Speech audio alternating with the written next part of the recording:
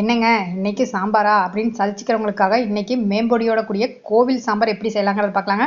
இதுக்காக ஏற்கனவே பருப்பு வந்து தக்காளி போட்டு வேக வச்சுட்டு இப்போ மேம்பொடிக்காக கடலைப்பருப்பு, கருப்பு உளுந்து, வெந்தயம், சீரகம், அதுக்கப்புறம் கட்டி பெருங்காயம் தான் கண்டிப்பாக யூஸ் பண்ணும். காஞ்ச மிளகாய், தேங்காய் இதை போட்டு நல்லா பொன்னிறமாக வறுத்துக்கலாங்க. இப்போ அடுப்பு ஆஃப் பண்ணிவிட்டு இப்போ அதே சூடில் கடுகும் மல்லியும் போட்டு சும்மா கிளறி விட்டு அப்படியே வந்து நைஸாக அரைச்சி எடுத்துக்கலாங்க. இப்போ தாளிக்கிறதுக்காக கடுகு, கருவேப்பிலை, காஞ்ச மிளகாய், அதுக்கப்புறம் தாளிப்பு வடகம், வெங்காயம், இதுக்கு வேண்டிய காய்கறி எல்லாமே போட்டுக்கலாங்க. நான் வந்து குடம்புளி யூஸ் பண்ணுறேன், நீங்கள் புளி இருந்தாலும் யூஸ் பண்ணிக்கலாம்.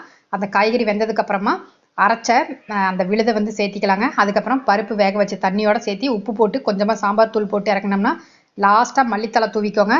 அருமையான கோவில் ஸ்டைலில் ஒரு மேம்பொடியோட சாம்பார் ரெடிங்க. இன்றைக்கி எங்கள் வீட்டு லஞ்சு தான் நான் வந்து சர்வ் பண்ணிகிட்ருக்கிறேன். இன்றைக்கி வந்து வெந்தயக்கீரை, அதுக்கப்புறம் உருளைக்கிழங்கு காம்பினேஷன் இதுக்கு நல்லாயிருக்கும். அதுக்கப்புறம் சாதம், தயிர், இந்த நிறைய காய்கறி போட்ட சாம்பார்.